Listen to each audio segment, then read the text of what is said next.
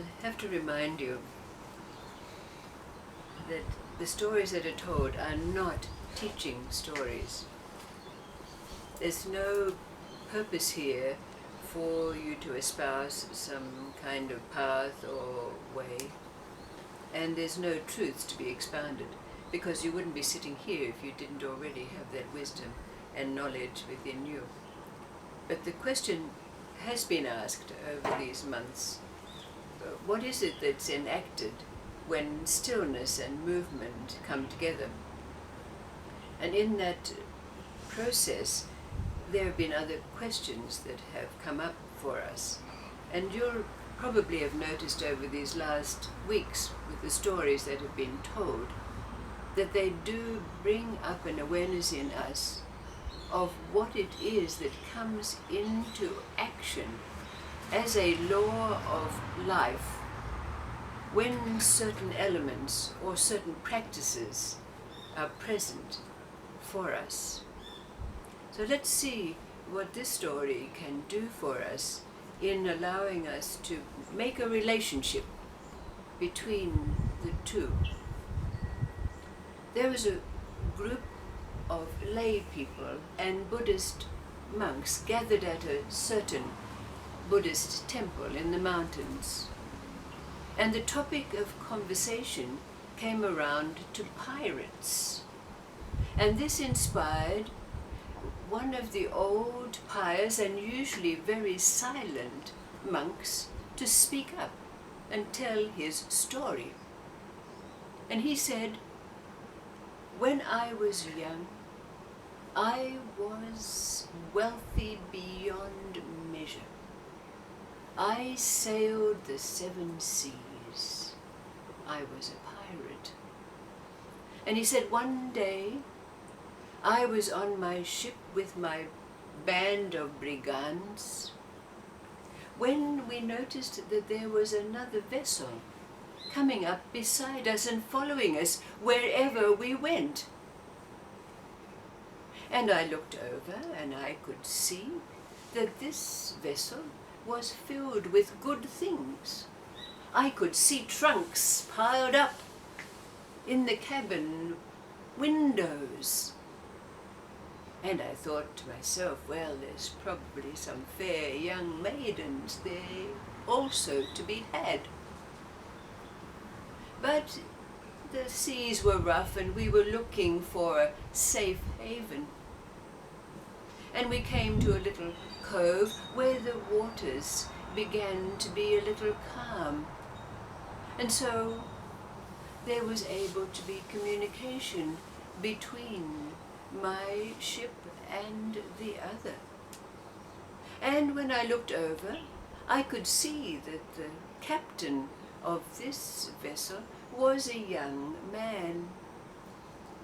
And he shouted over to me, "We're heading for the capital, but we're seeking safe haven from the rough seas."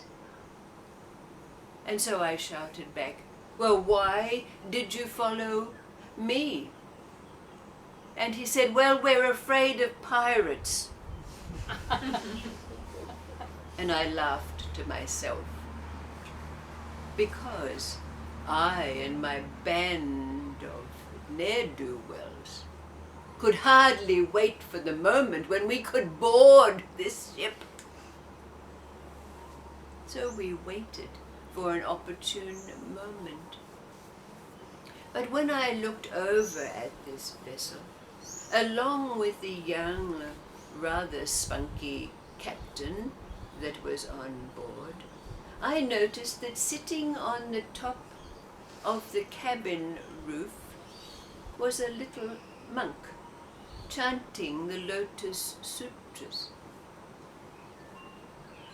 So I and my men, when an opportune moment came about, boarded their vessel.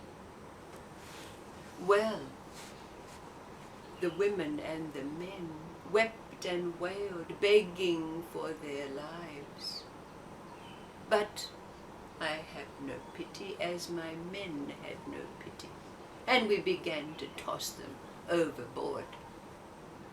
The captain of this small ship, with tears in his eyes, looked me in the face and begged me, please, take everything that you want, but let me go to the capital, because my old mother is dying and I want to arrive there before she departs this world.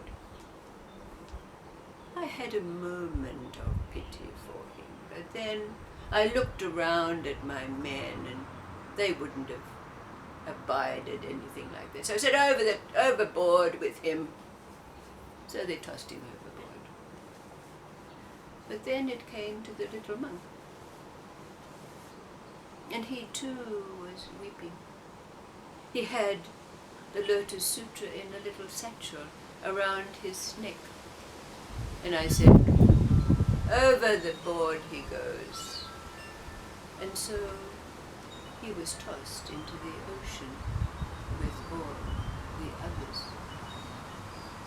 Now as I watched, as I had done before, seeing the bodies sink under the waves, but to my great surprise, the little monk did not sink.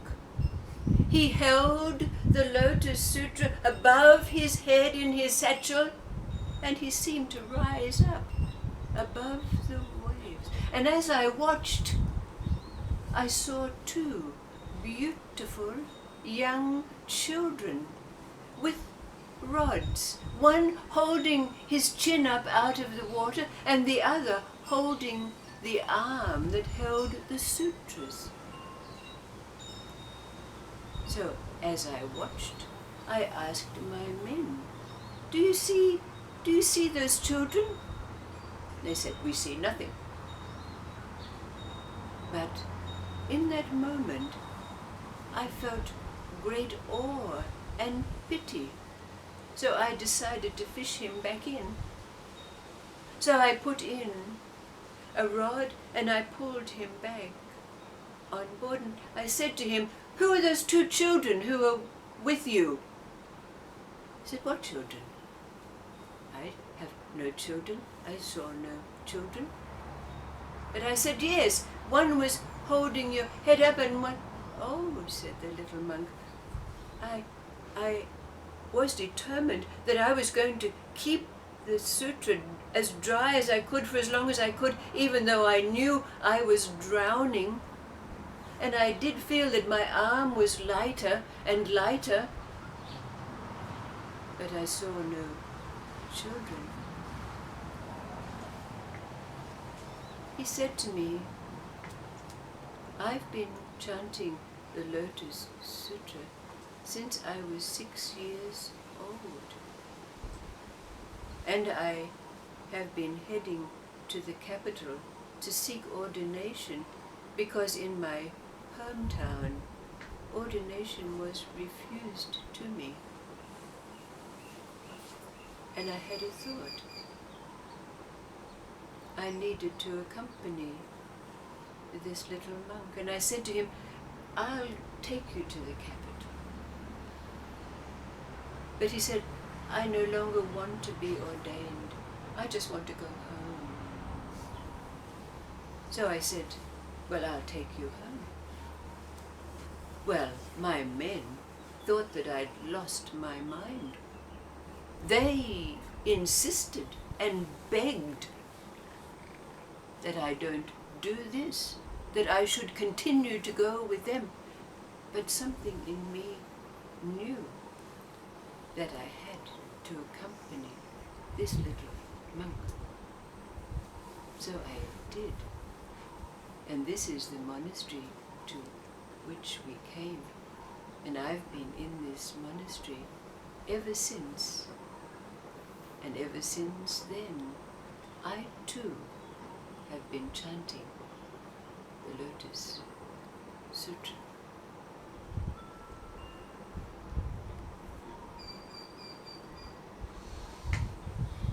What law is it that you've experienced from that one-pointedness, the focus, the dedication, the devotions that have come into your life. What is it that's enacted when something such as this becomes a way of life for us?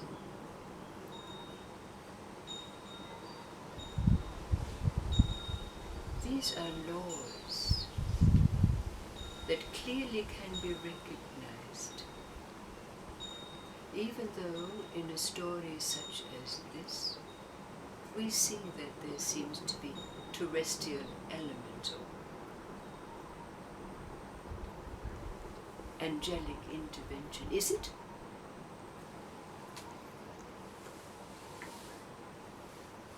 Now we could get into a discussion, and maybe we will at some time, about grace.